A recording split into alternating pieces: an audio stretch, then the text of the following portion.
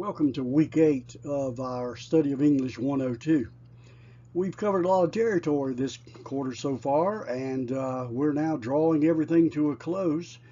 As a matter of fact, this week and next week will be our last two class lectures, and then on week 10 we'll give our attention to our final exam. So by way of getting prepared for that final exam, I would encourage you to go ahead and begin reviewing all of the notes from the entire quarter. We will be having a comprehensive exam, which means it will cover everything that we've covered the entire quarter, including the material that was covered on the midterm exam.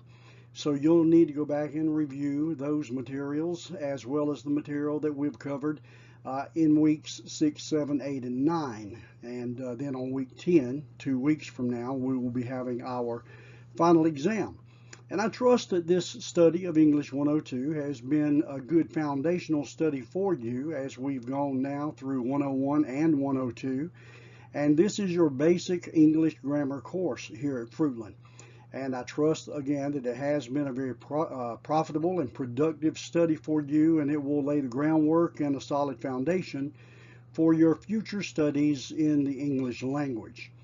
So now we're going to turn our attention to this week's study. And so now let's just give our attention to the topic at hand for this week. In this week's study, we're going to be talking about sentence fragments, comma splices, and run-on sentences. Now you can see on the screen there that a fragment is a piece of something. So a fragment being a piece of something, if we think about a sentence fragment, we think about the fact that it's a piece of a sentence.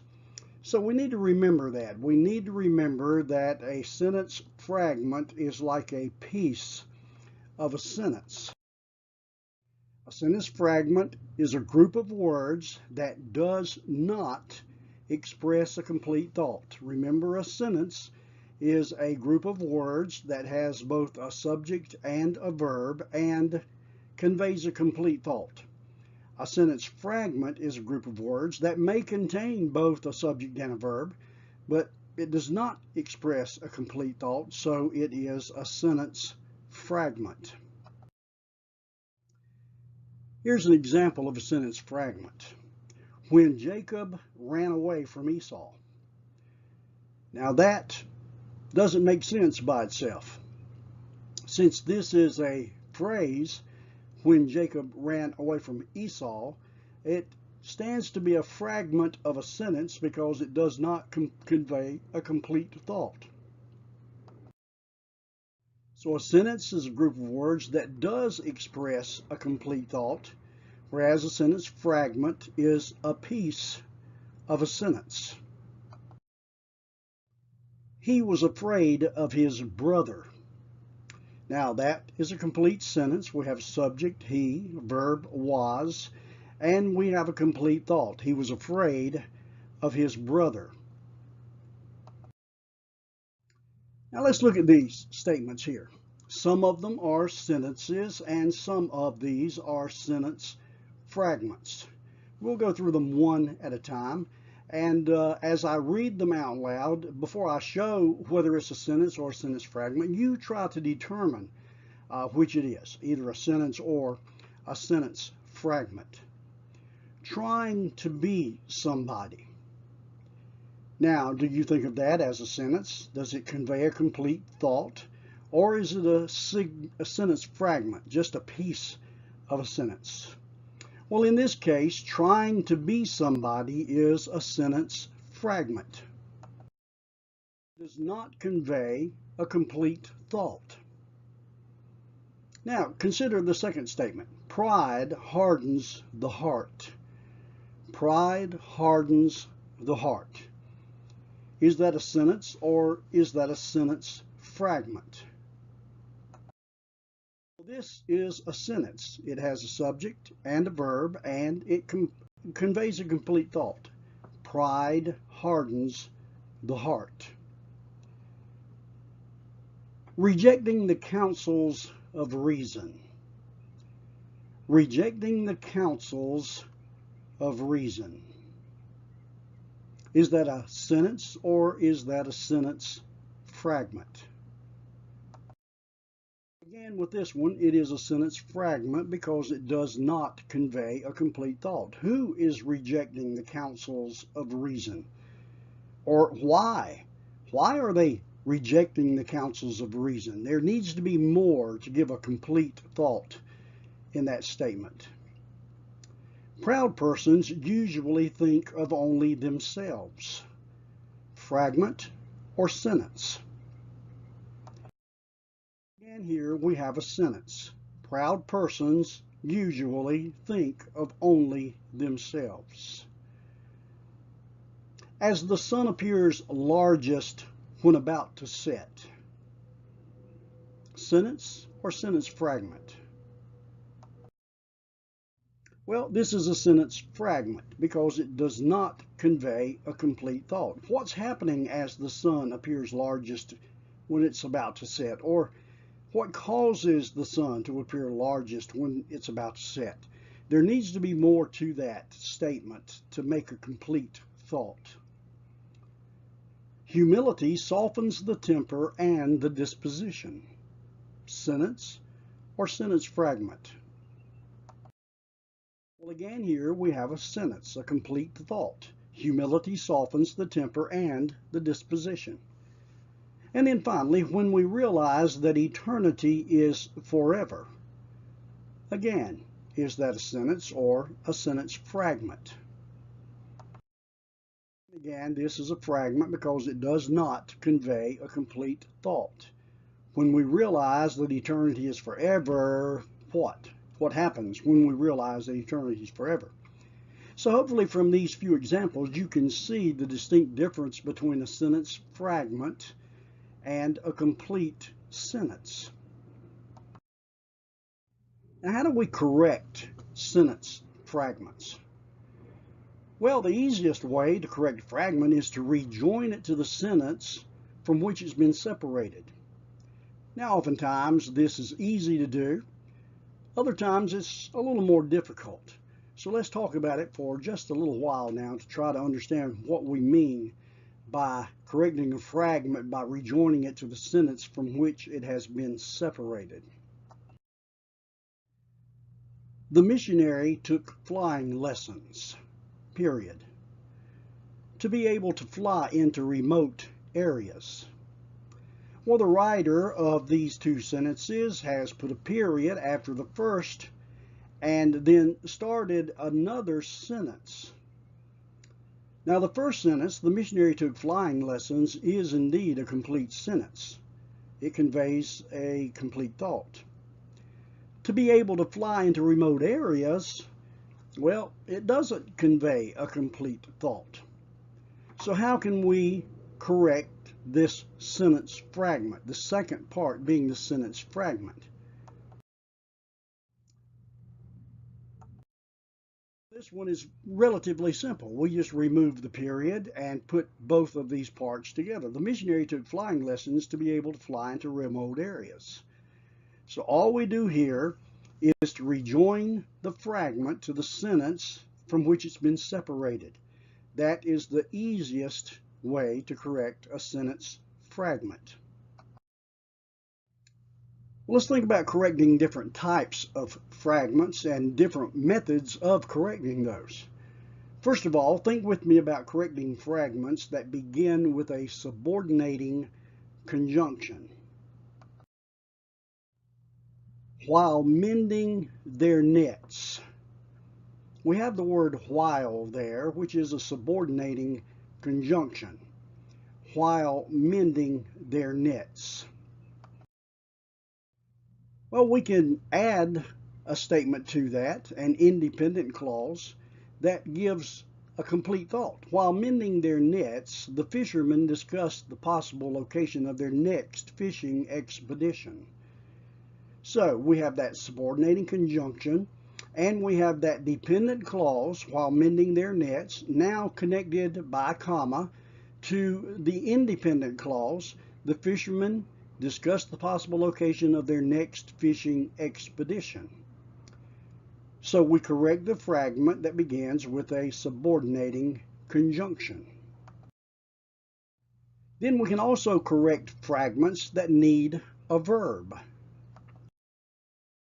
Flowers in the desert. Here we have a noun, flowers, that could serve as the subject. And then we have a prepositional phrase, in the desert, but we have no verb. We have no action word. So we can correct this fragment by adding a verb. Flowers grow in the desert. So we've simply added a verb because a verb was missing from this fragment. We can also correct fragments that need a subject. Found some old love letters in the wooden chest. Well, we've got verb, found, and then we've got a lot of explanatory words. Found some old love letters in the wooden chest. But who found them? This fragment needs a subject. She found some old love letters in the wooden chest. So we've corrected this fragment by supplying a subject. In the previous, we've corrected the fragment by supplying a verb. And in the first example, we corrected the fragment that had a subordinating conjunction. So these are ways that we correct and amend sentence fragments.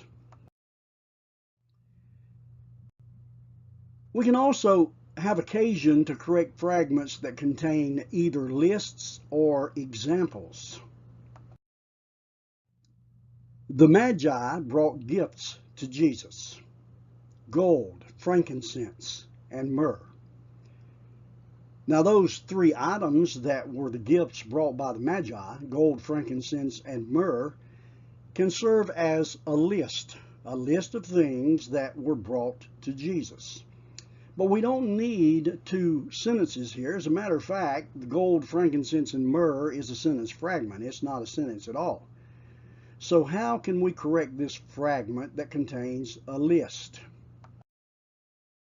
Well, a couple of ways. The Magi brought gifts to Jesus, gold, frankincense, and myrrh.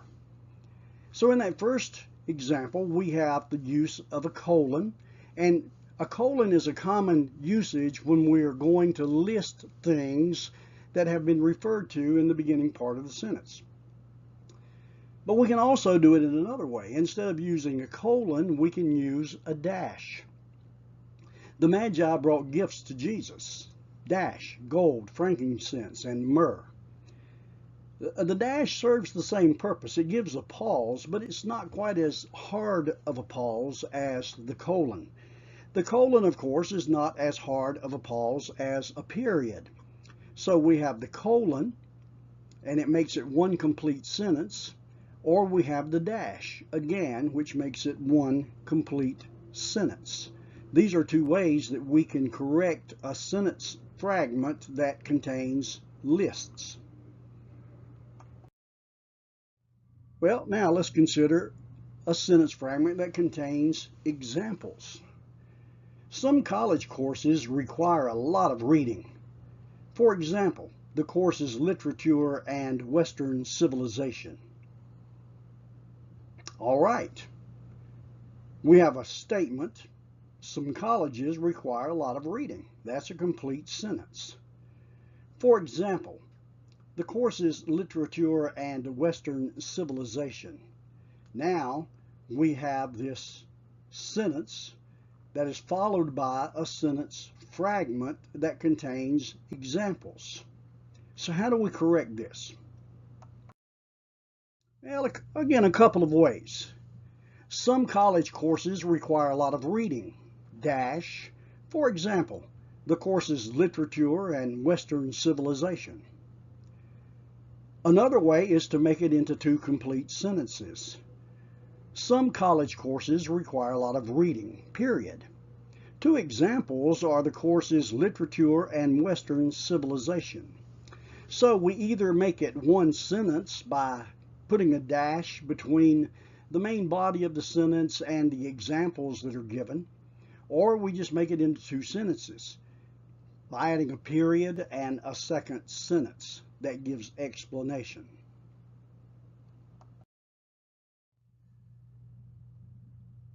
We're going to give our attention now to comma splices. A comma splice occurs when a comma, rather than a period, is used incorrectly between two or more complete sentences. So please make note of that. Comma splice is a fragment problem in a sentence when a comma rather than a period is used incorrectly between two or more complete sentences. Every day is a little life. Our life is but a day repeated. Now that's actually two independent clauses. But instead of a period separating them, we have a comma separating them, and this is called a comma splice, where two or more complete sentences are incorrectly combined by the usage of a comma. A run-on sentence occurs when two complete sentences run into each other without any punctuation. Every day is a little life. Our whole life is but a day repeated. So you see the difference here between a comma splice, where a comma is used between two or more complete sentences, or a run-on sentence where we have two complete sentences that are just crammed together with no punctuation at all. So, comma splices and run-on sentences. Comma splices and run-on sentences create a lot of confusion because readers who are reading sentences such as these can't tell where one thought ends and another thought begins.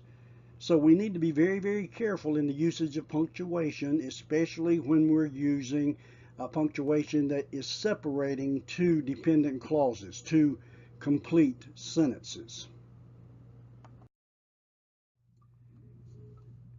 There are three different ways that we can correct a common splice and run-on sentence.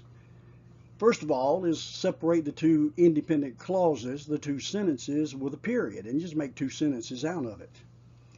Another is the usage of a semicolon, but this is only when the two sentences are closely related, and we'll look at some examples of that in just a moment. And then finally, we can use a comma and a coordinating conjunction. And if you'll remember the acrostic fanboys, fanboys gives us our coordinating conjunctions: for, and, nor, but, or, yet, and so. So these three methods of correcting comma splices and run-on sentences: a period to make two sentences, a semicolon when the two sentences are closely related, and a comma that is combined with a coordinating conjunction. Now here we have the same sentence written twice. The only difference is that one is a run-on sentence and the other is a comma splice. Every human being is a center of influence for good or evil. No man can live unto himself. That's a run-on sentence because we have two independent clauses, two complete sentences that are just crammed together with no punctuation. And in the second example, we have a comma splice because we still have those two sentences, those two independent clauses that are separated solely by a comma. And we do not separate two independent clauses, two complete thoughts, with just a simple comma. So let's look at how we can correct those. Every human being is a center of influence for good or evil, period. No man can live unto himself. So here we insert a period between the two sentences and let the sentences stand on their own. The second sentence: every human being is a center of influence for good or evil, semicolon. No man can live unto himself. Now, the two thoughts conveyed in these two independent clauses are closely related one another. So we can separate that by a semicolon rather than a period. And then the third example, every human being is a center of influence for good or evil, comma, for no man can live unto himself. So we use the coordinating conjunction for with a comma to separate the two independent clauses. So those are the ways: the insertion of a period, the insertion of a semicolon when the thoughts conveyed in both sentences are closely related, or we can use a comma and a coordinating conjunction.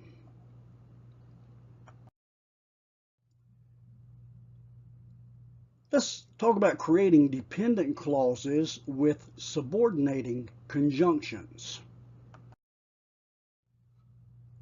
In the block, we just have a review of subordinating conjunctions. And I'm not going to take time to read all of those, but just by way of reminder, you might want to just jot those down somewhere if you don't already have them written down in your notes from previous studies. But these are the subordinating conjunctions. So we're going to create dependent clauses using subordinating conjunctions. Revise one of the independent clauses into a dependent clause. Every human being is a center of influence for good or evil. No man can live unto himself. Now, one way to correct that is by using the subordinating conjunction because. Every human being is a center of influence for good or evil because no man can live unto himself. So we make, excuse me, we make one of the independent clauses into a dependent clause. Because no man can live unto himself is a dependent clause, starting with a subordinating conjunction. Now we can use that subordinating conjunction with the other independent clause. Because every human being is a center of influence for good or evil, no man can live unto himself. So we have just simply inserted the word because, and in one sentence we've made the second part a dependent clause, and in the second sentence we've made the first independent clause a dependent clause by inserting the word because. Now note carefully that in the second instance, if the subordinate clause comes first in the sentence, we have to separate it by a comma, because the independent clause, no man can live unto himself, is the dependent clause, and the other clause is the subordinate clause. And so we need to make sure that we use a comma if that subordinating clause comes at the beginning of the sentence. We can also create dependent clauses with relative pronouns. Relative pronouns are which, whomever, that, who, whom, what, and whatever. So we can revise one of the independent clauses into a dependent clause. James Naismith needed an indoor sport for his students to play on rainy days. He invented basketball. So here we have two independent clauses separated by a comma, which is an incorrect punctuation. So how do we correct that? Using relative pronouns. Well, a couple of ways that we can do that, and these aren't the only two ways, but a couple of examples how we can use relative pronouns to correct that sentence. James Naismith, who invented basketball, needed an indoor sport for his students to play on rainy days. So we have inserted a relative pronoun giving us a dependent clause, who invented basketball, and it gives us one complete sentence. The second example, James Naismith invented basketball, which was an indoor sport that his students could play on rainy days. Now we need no punctuation in this sentence because the main part of the sentence comes first. James Naismith invented basketball. And then we have a dependent clause with relative pronouns, which and that, which was an indoor sport that his students could play on rainy days. So Another way of correcting these sentences is by using dependent clauses with relative pronouns. We can also use adverbs and transitional expressions. Some conjunctive adverbs are however, therefore, hence, next, then, thus, furthermore, nevertheless. Transitional expressions include, for example, for instance, in addition, in fact, of course, and others as well. But we can use adverbs and transitional expressions to correct sentence fragments, run-on sentences, and comma splices. Again, let's go back to the sentence we've already used. Every human being is a center of influence for good or evil. No man can live unto himself. I have corrected that in 4 different ways. Every human being is a center of influence for good or evil, period. Therefore, no man can live unto himself. So we can make it into 2 complete sentences, both conveying a complete thought, by inserting a period and a conjunctive adverb. We can also do that in this sentence, since both parts are closely related to one another. We can insert a semicolon and again the word therefore. Every human being is a center of influence for good or evil. Therefore, no man can live unto himself. The first sentence would give us a hard stop with a period. The second sentence would give us a soft stop with a semicolon and the word therefore. The third sentence, every human being is a center of influence for good or evil. In fact, no man can live unto himself. So we've inserted a period and a transitional expression, in fact. So we have a hard stop with a period, and we have a new sentence. In fact, no man can live unto himself. And then the final example, every human being is a center of influence for good or evil. In fact, no man can live unto himself. And again, we can use the semicolon because the 2 parts of this sentence are closely related. And we can use the transitional expression here, in fact. So, every human being is a center of influence for good or evil. In fact, no man can live unto himself. So we've seen several different ways now of how we can correct sentence fragments, whether they are in the form of comma splices or run-on sentences. And this week you're not going to have a writing assignment, but you still do have a reading assignment and a quiz. What I would like for you to do this week, instead of having a writing assignment, is to go back and listen to this lecture once again. Make some notes so that you will have notes that you can refer to as you take your quiz. And the quiz this week is mainly going to be telling me whether a sentence, a combination of words, is indeed a sentence fragment, a comma splice, or a run-on sentence. There will be a few other questions on the test as well, but most of the test is going to be just choosing which one of those 4 the statements will actually be. Now again, let me remind you that this is, of course, week 8. So we only have 1 more week. Next week we're going to be talking about modifiers and dangling modifiers and split infinitives, and it's going to be sort of a heavy-duty lesson to go through next week. But it will round out our study of English 101, 102. And again, please, you can't begin studying early enough for your final exam. Now, your final exam will be a little longer, and because of that, you will be having a little more time allotted to take it, but you will have a time limit on the final exam. And you will also be only taking the final exam once. So here's what I would encourage you to do. I would encourage you not only to go back and review, but make notes. If you have time, and you haven't already done this, if you have time, go back and look through the lectures once again and make notes of the slides, especially of the explanatory statements that are in these slides, so that you will be as best prepared for that final exam as you possibly can be. Excuse me again.